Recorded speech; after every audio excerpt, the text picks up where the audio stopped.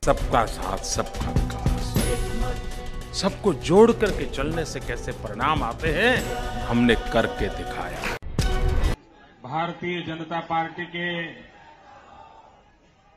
राष्ट्रीय अध्यक्ष आदरणीय राजनाथ सिंह जी, गोवा के लोकप्रिय मुख्यमंत्री श्रीमान मनोहर जी, उप मुख्यमंत्री जी श्रीमान अरुण जी, मंचावर बसलेले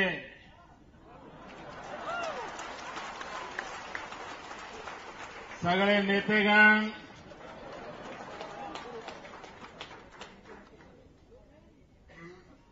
गोवांचे कार्यकर्ता बंधू भगिनी, नमस्कार. कसे काय? मजेत का? मजामा.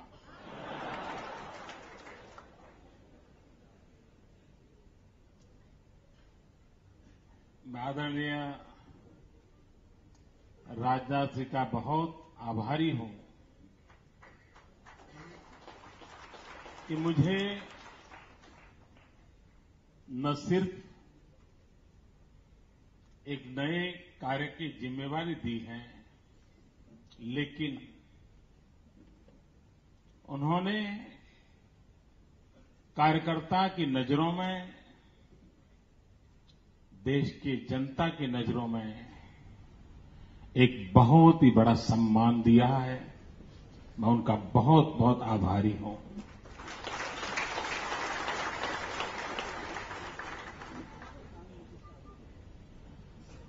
मित्रों, राजनाथ जी बोलने के लिए खड़े हो गए, मुझे बिठा दिया.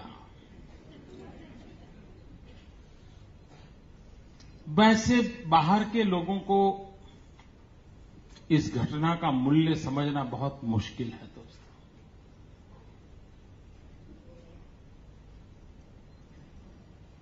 सिर्फ पद होने पर व्यक्ति ऐसा नहीं करता है, दिल होने पर करता है.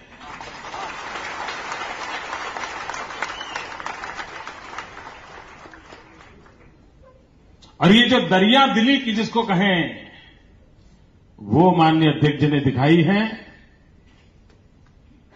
और यही चीज है जो हमें दिन रात दौड़ने के लिए ताकत देती है. आखिरकार हम सब कार्यकर्ता हैं, और एक कार्यकर्ता के नाते हमें जब जो दायित्व मिलता है, उस दायित्व को जी जान से करना, पूरी शक्ति झोंक देना. ईश्वर ने जितनी शक्ति दी है, सामर्थ्य दिया है, उसका पूरा उपयोग इस दायित्व को निभाने के लिए करना चाहिए. ये हम सभी कार्यकर्ताओं को संस्कार मिले हुए हैं. और उस कार्यकर्ता के नाते भारतीय जनता पार्टी के सभी वरिष्ठों ने मुझे बनाया है, एक प्रकार से मेरा मोल्डिंग किया है. उंगली पकड़ करके मुझे चलाया है. मेरी सारी कमियों को दूर करते करते करते मुझ में अच्छाइयां भरने का लगातार प्रयास किया है. और कितने वरिष्ठ नेताओं ने मेरे पीछे अपनी शक्ति और समय लगाए हैं. कभी कभी तो मुझे लगता है कि इस पार्टी के वरिष्ठ नेताओं ने जितना शक्ति और समय अपने बच्चों को दिया होगा, उससे ज्यादा मुझे दिया है और मेरा लालन पालन किया है, मेरा मोल्डिंग किया है. और ये जो संस्कार मिले हैं, उस पर मेरा कोई अधिकार नहीं है. ये जो क्षमता मिली है, इस पर मेरा अधिकार नहीं है. इस पर अधिकार अगर सबसे पहले कोई इसका है तो भारतीय जनता पार्टी के लाखों कार्यकर्ताओं का है.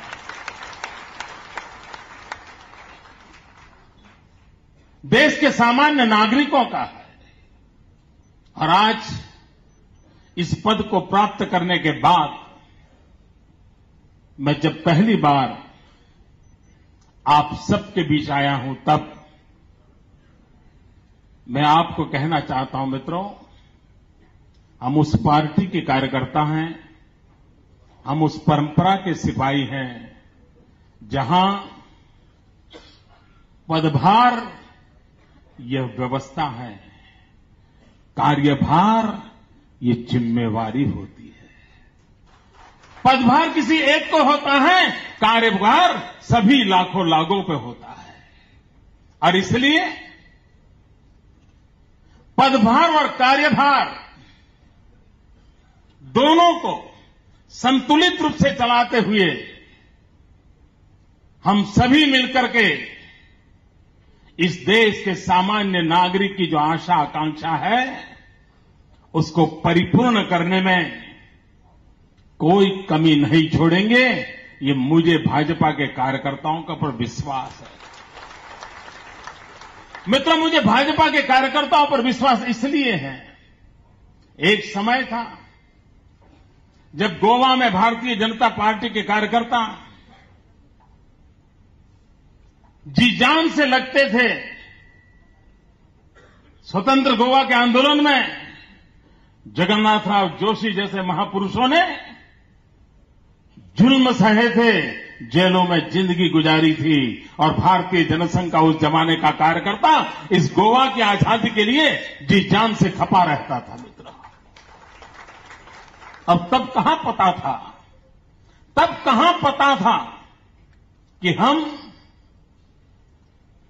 कभी इस राज्य के भाग्य के नियंता भी बन सकते हैं। जब हमारी जमानतें जब्त होती थी, उम्मीदवार ढूंढने के लिए जाना पड़ता था, तब भी भारत मां की जय कह करके ये हजारों कार्यकर्ता दिन रात लगे रहते थे। यह पूंजी किसके पास है? आज केरल में देखें, नागालैंड, मिजोरम, त्रिपुरा में देखें, मित्रों, कई और कई हमारे कार्यकर्ताओं ने जिंदगी गंवाई है, उनको मौत के घाट उतार दिया गया। हमें अपने विचारों से विचलित करने का प्रयास किया गया, लेकिन उसके बावजूद भी न भारतीय जनसंघ का या भारतीय जनता पार्टी का कार्यकर्ता न उसने रुकने का नाम लिया, न उसने थकने का नाम लिया, न उसने झुकने का नाम लिया। यही तो विरासत है जिसको लेकर के हम आगे बढ़ रहे हैं। और इसलिए भाइयों बहनों, हमारे कार्यकर्ता नाम की जो व्यवस्था है, कार्यकर्ता नाम का हमारे पास पद जो है, और यहां जिला कक्षा के कार्यकर्ताओं को बुलाया गया है। ये जिला स्तर के कार्यकर्ता जब मेरे सामने बैठे हैं, तब ये पार्टी में ऐसे अनेक लोग होंगे जिनका कभी अखबार में नाम नहीं छपा होगा। ऐसे अनेक लोग होंगे जिनका चेहरा कभी टीवी पर दिखाई नहीं दिया होगा।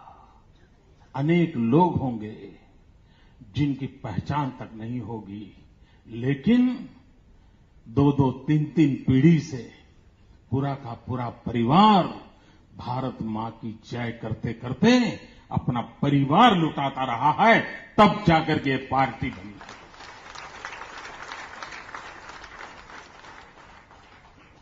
मित्रों, ये पार्टी को सपने लेकर के चली है।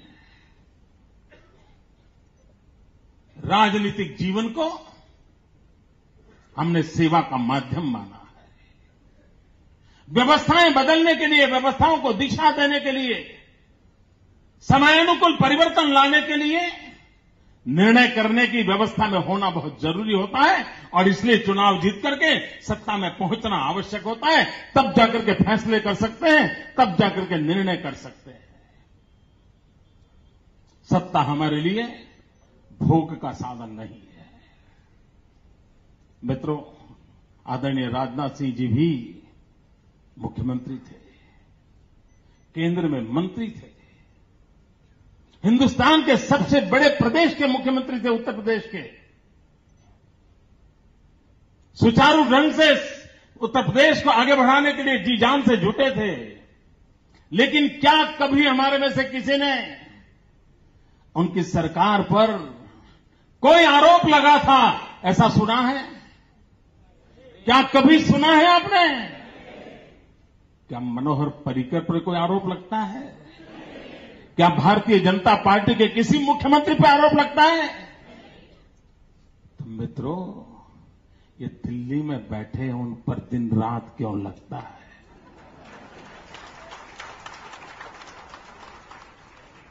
क्या कारण है? और उनको कोई परवाह भी नहीं है मित्रों। वे करप्शन प्रूफ हो चुके हैं। उनको इसका कोई असर ही नहीं होता है। और हंसी मजाक में निकाल देते हैं मित्रों। और कितनी बेशर्मी तो देखो,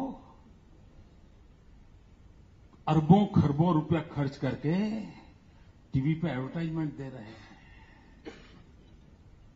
भारत के निर्माण पे हक है मेरा। लोग कहते हैं भारत के निर्माण पे शक है मेरा।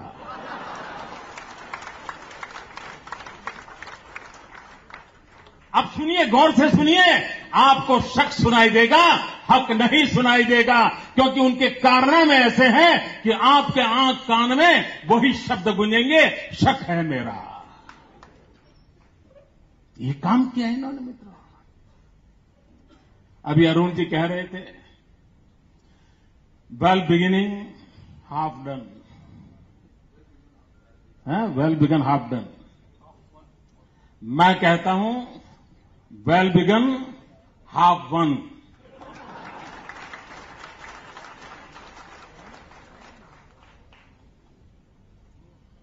मित्र, एक सही नेतृत्व में भारतीय जनता पार्टी जो काम कर रही है और हम सबको जो छोटा मोटा दायित्व मिलता है, जिसके जिम्मे जो काम आएगा, उस काम को इतने गर्व से, इतनी मेहनत से हम करेंगे कि राजनाथ सिंह जी ने जो सपने देखे होंगे, जो डिजाइन बनाई होगी, उसको हम परिपूर्ण करके रहेंगे। इस विश्वास के साथ आगे बढ़ेंगे।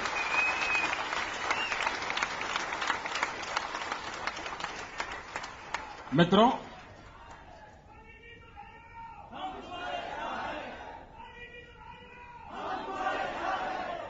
ये दिल्ली में जो सरकार है, अभी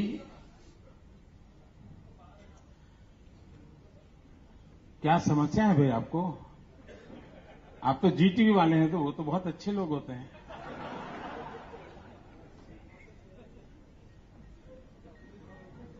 वैसे सब अच्छे होते हैं, वरना कल एक स्टोरी चलेगी, ब्रेकिंग न्यूज।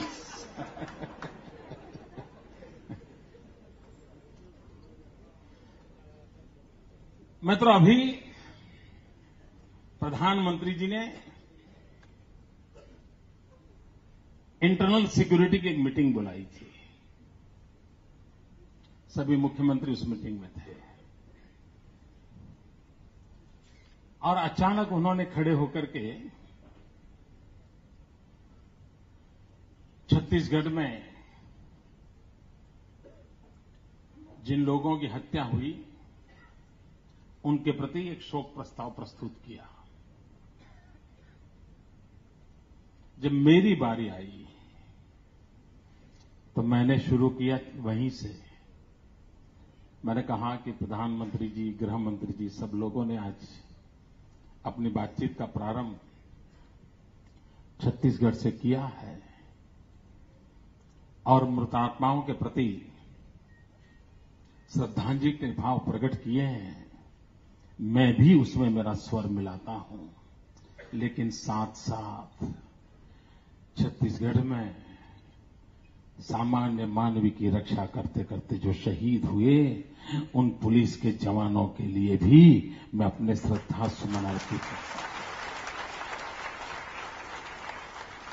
मैंने कहा, मैं इसके साथ साथ हिंदुस्तान के 2 सिपाहियों के सर काट के ले गए हैं, उन शहीद सिपाहियों के प्रति भी अपने श्रद्धा सुमन अर्पित करता हूं। मैंने कहा इतना ही नहीं, केरल के मछुआरे जिनको विदेशियों ने आकर के गोलियों से भून दिया, मैं उन शहीद मछुआरों के प्रति भी अपने श्रद्धा सुमन अर्पित करता हूं। भाइयों बहनों, ये बात जो मैंने वहां कही, क्या इस देश के प्रधानमंत्री को करनी चाहिए थी कि नहीं? क्या ये विचार प्रधानमंत्री को आना चाहिए था कि नहीं? वहां बैठी हुई सरकार के लोगों को उन शहीद पुलिस जवान याद आने चाहिए थे कि नहीं? मित्रों, पीड़ा तब होती है, मौत मौत होता है। हर मौत के प्रति वही पीड़ा होनी चाहिए, वही आदर होना चाहिए। लेकिन दुर्भाग्य से दिल्ली में एक ऐसी सरकार बैठी है जिससे आप न कोई अपेक्षा कर सकते हैं, जिस पर आप न कोई भरोसा कर सकते हैं। और मित्रों, दुनिया में भरोसा सबसे बड़ी ताकत होती है। 1-2 साल का छोटा बालक कुछ भी अगर समझता नहीं है, लेकिन उसके पिताजी उसको एक खिड़की पर खड़ा कर दें और उस बच्चे को कहें कि बेटे कूद जाओ, वो बच्चा समझ हो या न हो, लेकिन बाप के प्रति भरोसा होता है, वो कूदता है और बाप उसको पकड़ लेता है। भरोसा नाम की चीज जो है वो सारे तंत्र को चलाती है मित्रों। और एक बार भरोसा खत्म हो जाए, आप घर से ऑफिस से घर निकले हो और अगर आपको भरोसा न हो कि घर में खाना पका होगा कि नहीं पका होगा, तो आप जरूर बाजार से कुछ थैले में लेकर के जाओगे। क्यों? पता नहीं पका होगा कि नहीं पका होगा। जब भरोसा टूट जाता है तब लोग और रास्ते ढूंढते हैं। आज देश में भरोसा टूट चुका है। इतना ही नहीं, हर पल प्रति पल एक के बाद ऐसी घटनाएं घट रही हैं जिसमें देश का भरोसा टूटता ही जा रहा है, टूटता ही जा रहा है। आज दिल्ली के अंदर एक जवान बेटी जब घर से बाहर गई हो और शाम को 6 बजे से पहले अगर घर न लौट पाए तो मां बाप का वो 1-2 घंटे का समय इतने संकट से गुजरता है, उसको भरोसा नहीं बेटी वापस लौटेगी कि नहीं लौटेगी। किसान अपनी फसल पैदा करता है, उसे भरोसा नहीं है कि पैदावार के बाद भी दाम मिलेंगे कि नहीं मिलेंगे। ये कब नीतियां बदल दे पता नहीं मित्र, आधी रात में नीतियां बदल देते हैं।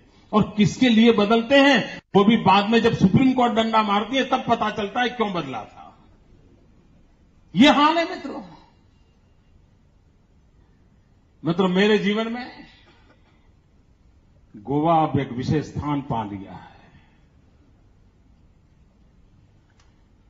अखबार भी लगातार लिख रहे हैं कि मोदी के जीवन में गोवा बहुत लकी है।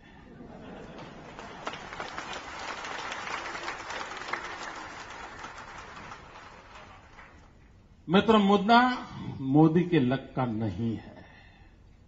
यही गोवा है जिसने 2002 में मुझे गुजरात की सेवा आगे बढ़ाने के लिए परवाना दिया था। और उसका नतीजा ये आया कि आज गुजरात चाइना के साथ स्पर्धा करने लगा है। अगर गोवा ने मुझे वो परवाना न दिया होता तो शायद मेरा गुजरात उसकी सेवा करने का मुझे सौभाग्य न मिला होता। मित्र, मुझे गोवा से जब जब आशीर्वाद मिले हैं उस काम ने नई ऊंचाइयां पार की है। और इसलिए मुझे भरोसा है इस बार भी कि गोवा ने मुझे जो आशीर्वाद दिए हैं और अध्यक्ष जी ने जो कार्य दिया है वो भी शानदार जानदार तरीके से यशस्वी होगा, ये मेरा विश्वास है।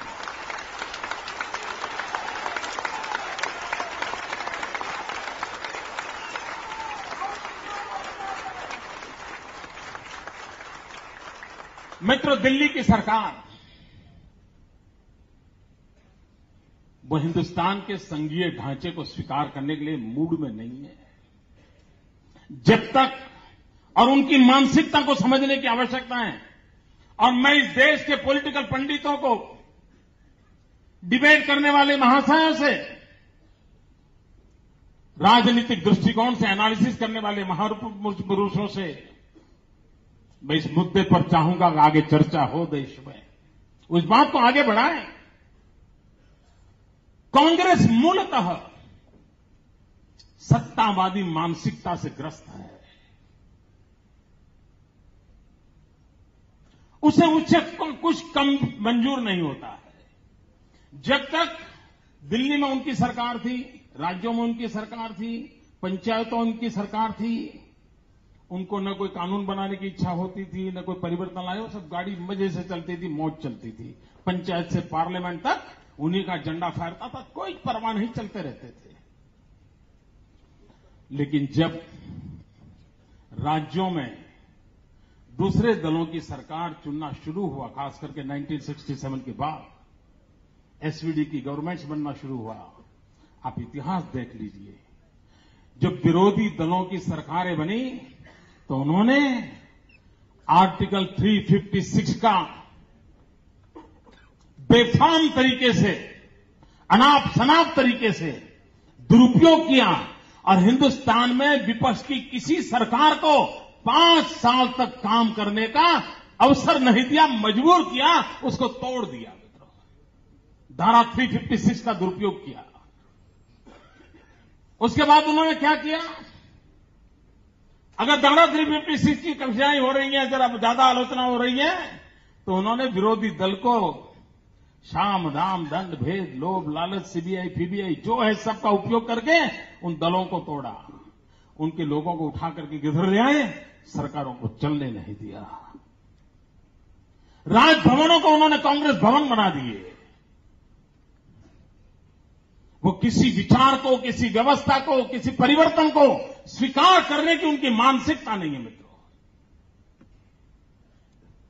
जो करेंगे हम ही करेंगे, किसी को करने नहीं देंगे, आने नहीं देंगे, कोशिश की तो उसको खत्म करके रहेंगे। यही कारनामे उनके चलते रहेंगे। और अब जब 356 लगाना मुश्किल हो रहा है, दल बदलू का कानून आने के बाद वो कठिन हो गया है, तो तीसरा उपाय उठाया है, हर किसी के पीछे सीबीआई छोड़ दो। अब देखिए, इस देश के विपक्ष के कोई नेता ऐसे बाकी नहीं है जो सरकार में हो और इन्होंने उस पर सीबीआई छोड़ी ना हो। क्यों? दबाना, दबोचना, और ये चीजें उनकी लोकतंत्र के प्रति अनास्था को प्रकट करती हैं। उनका लोकतंत्र में कोई भरोसा नहीं है। वे राजनीतिक दलों को सम्मान के साथ देखने के लिए तैयार नहीं है। और तब जाकर के ये परिस्थिति पैदा होती है। संस्थाओं को तोड़ना, संस्थाओं को मरोड़ना, और संस्थाएं अगर टूटती नहीं है तो एक के ऊपर दूसरे को बिठा देना, ये एक नई चाल चालू हुई है हिंदुस्तान में। प्लानिंग कमीशन के चेयरमैन देश के प्रधानमंत्री होते हैं। जिस कमेटी के चेयरमैन देश के प्रधानमंत्री हो, जो कमेटी एक प्रकार से राज्य और केंद्र के बीच में ब्रिज का बहुत बड़ा काम करती हो, जो संवैधानिक संस्था हो, उसका भी अनादर करना और प्लानिंग कमीशन के ऊपर हिंदुस्तान ने कभी सोचा नहीं, माना नहीं, कल्पना नहीं की, वैसा एक एनएसी बिठा दिया। एक प्रकार से पिछले 50 साल से जो संस्था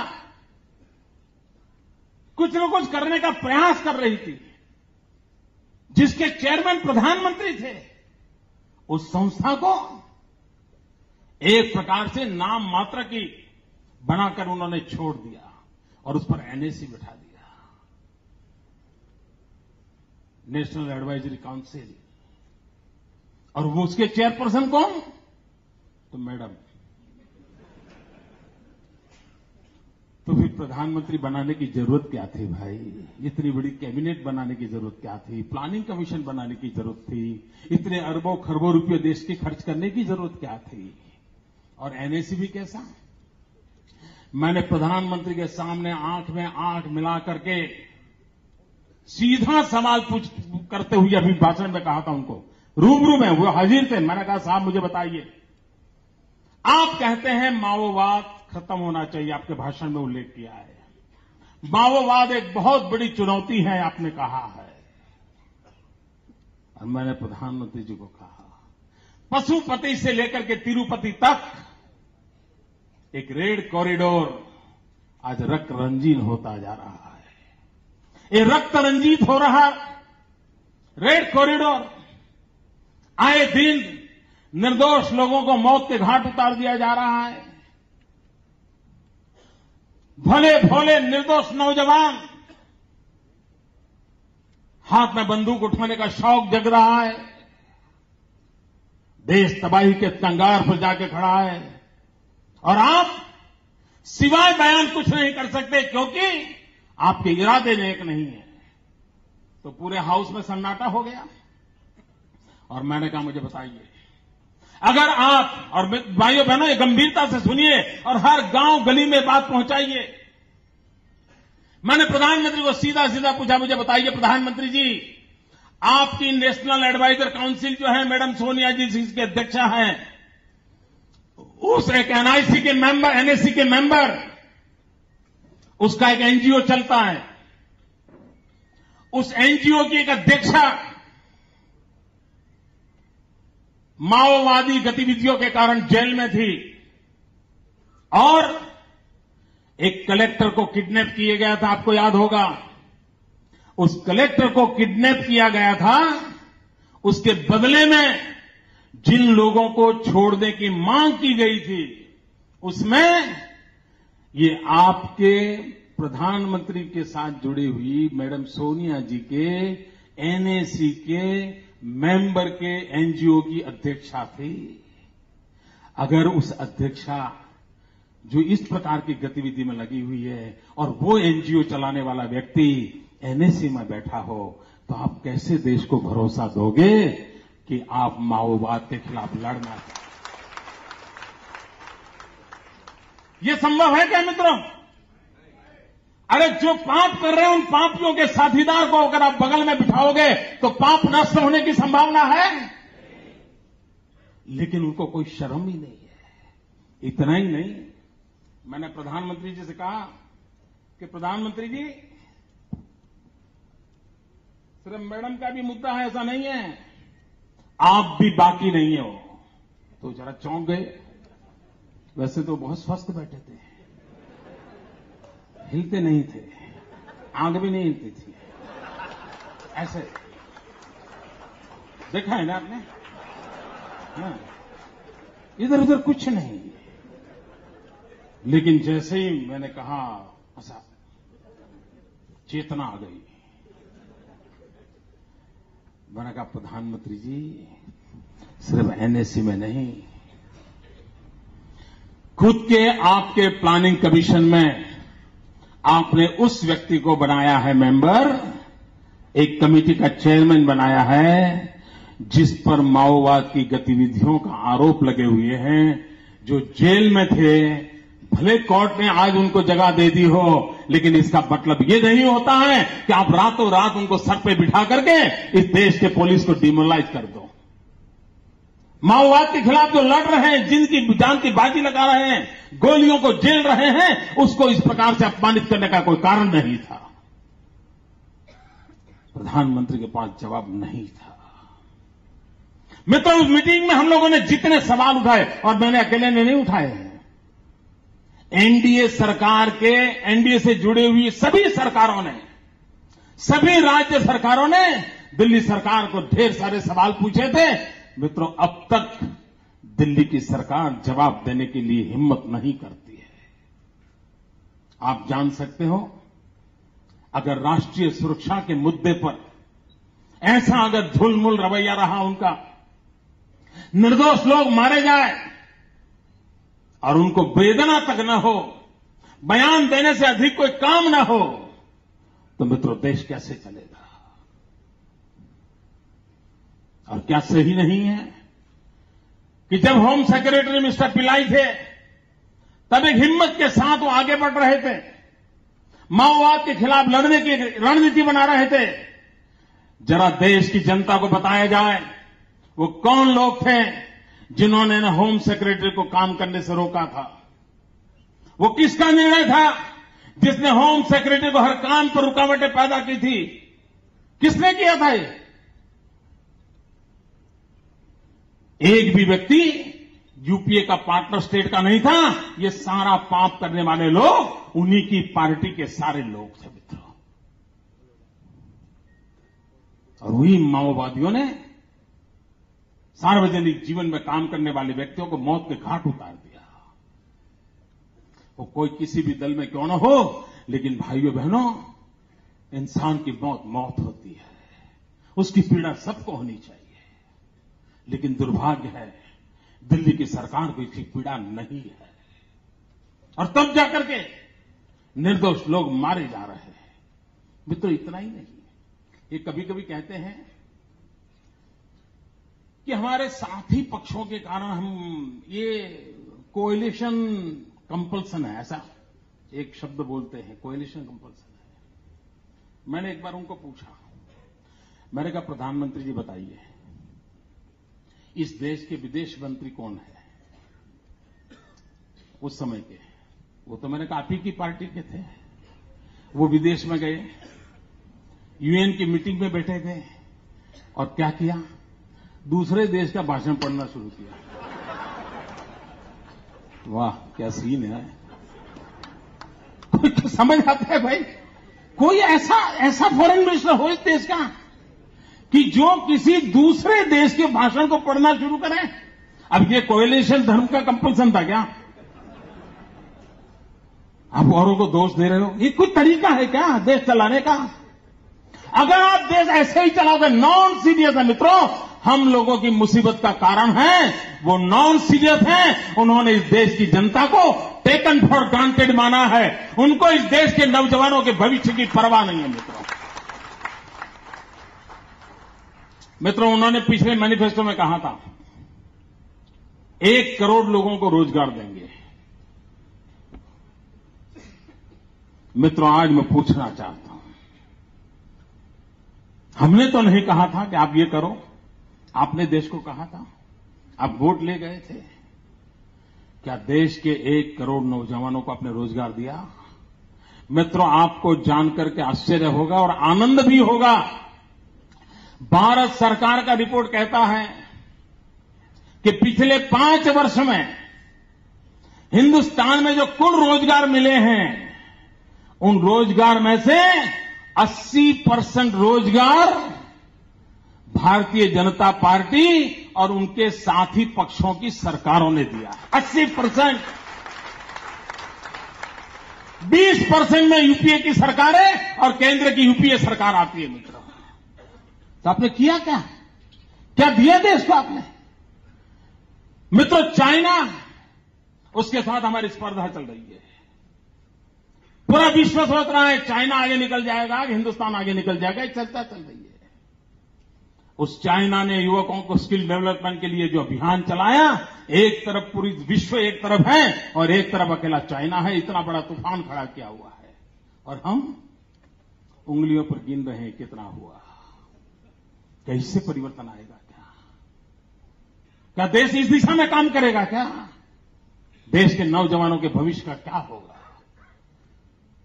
मित्रों जिस प्रकार का अनरेस्ट पैदा हो रहा है, जिस प्रकार का नौजवानों में आक्रोश पैदा हो रहा है, अगर समय रहते इन नौजवानों की शक्ति और सामर्थ्य को देश हित के काम में हमने नहीं लगाया तो यही हमारे लिए संकट का कारण बन जाएंगे।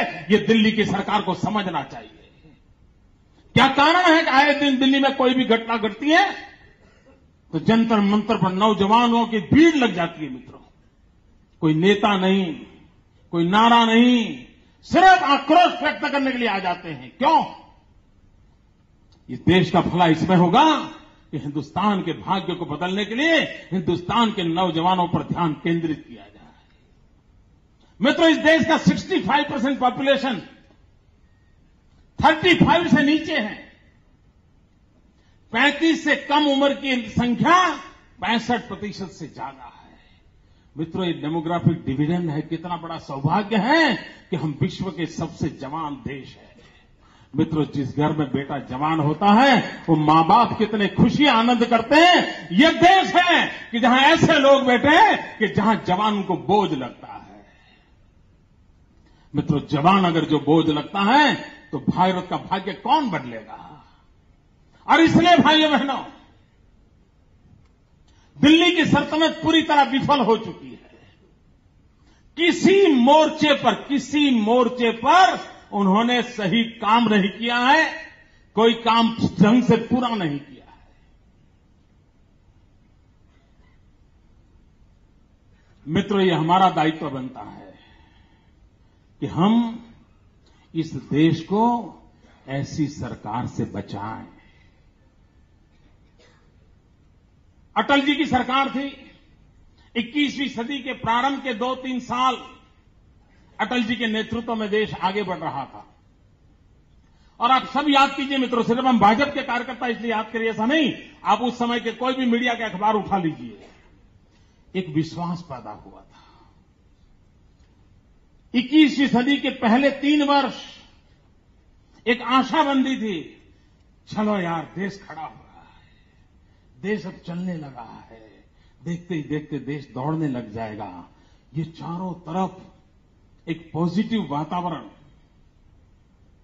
एक पॉजिटिव फीलिंग, ये चारों तरफ नजर आ रहा था। मित्रों, अचानक 2004 में इन लोगों के आने के बाद जो नैया ऐसी गहरी डूबती चली गई। अब तो देखना पड़ता है कि 21वीं सदी कहां है और हम कहां है। ये हालत देश की बन चुकी है। मित्रों, भारत को असहाय नहीं छोड़ा जा सकता है। देश के नौजवानों के भविष्य को असुरक्षित नहीं किया जा सकता है। देश की माताएं बहनें, उनके भी सपने होते हैं। आज से 25 साल पहले बहनों की सोच और आज की सोच में बहुत बड़ा अंतर है।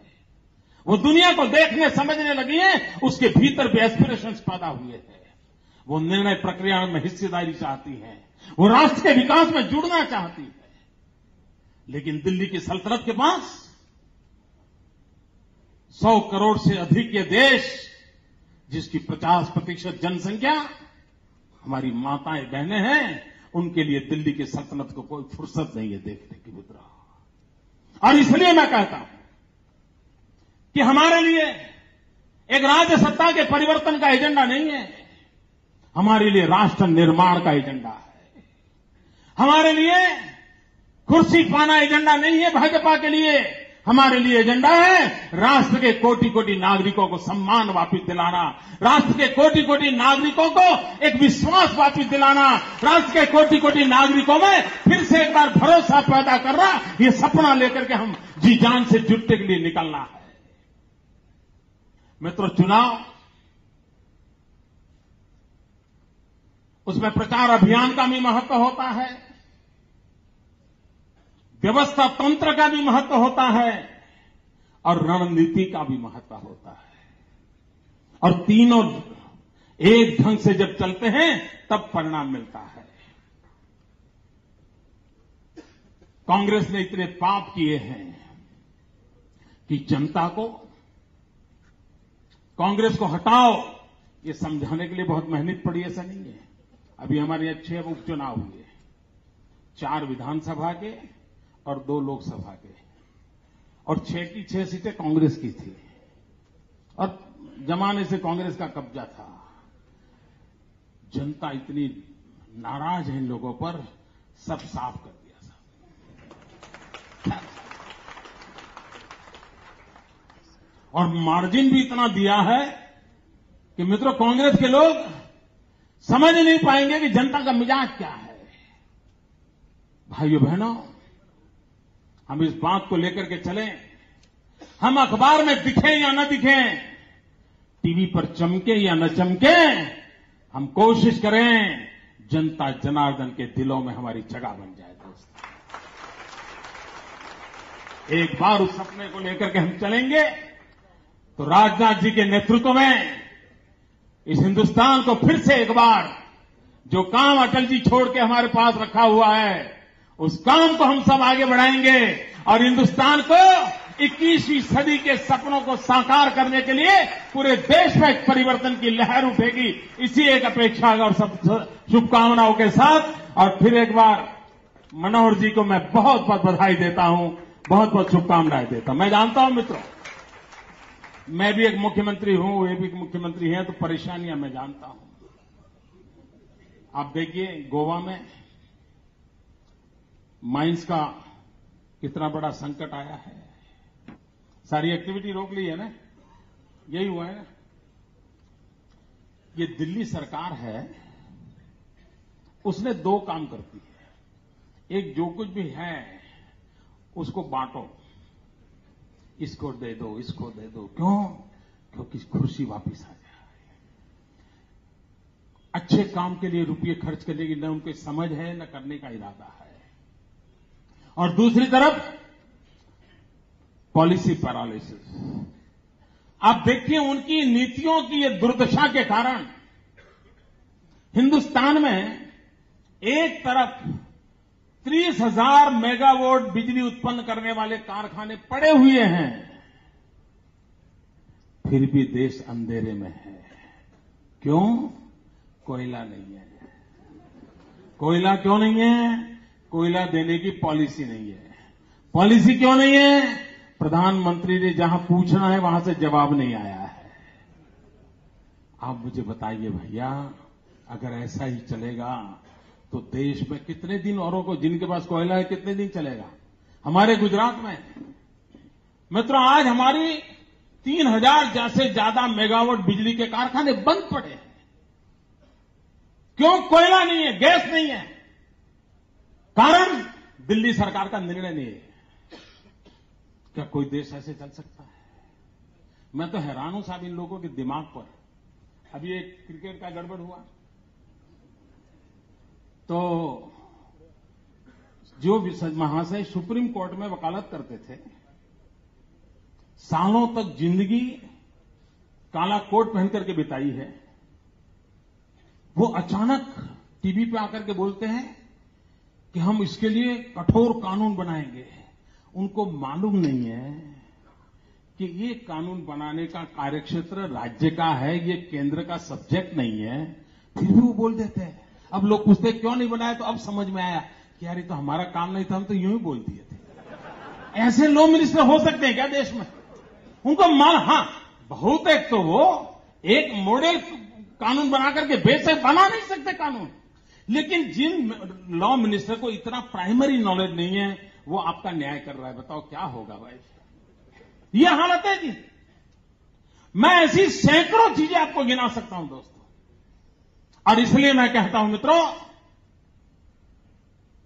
इस देश को कांग्रेस मुक्त भारत बनाना, ये हमारा सपना होना चाहिए। और इसलिए हमारा संकल्प होना चाहिए कांग्रेस मुक्त भारत का निर्माण। सारी समस्याओं की एक ही जड़ी बूटी है मित्रों। आपको हर समस्या का जवाब एक ही में है, देश को कांग्रेस से मुक्त करो। अगर कांग्रेस से मुक्त करेंगे, हर समस्या का समाधान मिलेगा, विकास की नई ऊंचाइयां मिलेगी, बेरोजगार को रोजगार मिलेगा, माता बहनों को सुरक्षा मिलेगी, राष्ट्र गौरव के साथ आगे बढ़ेगा, गांव गरीब किसान खेत और खलिहान के अंदर खुशहाली की नौबत आएगी। शर्त यही है, कांग्रेस भगाओ।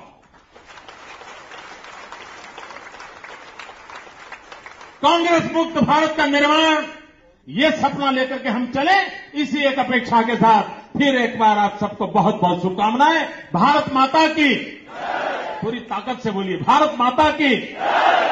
दो मुट्ठी बंद करके मेरे साथ बोलिए, वंदे वंदे वंदे वंदे वंदे वंदे वंदे।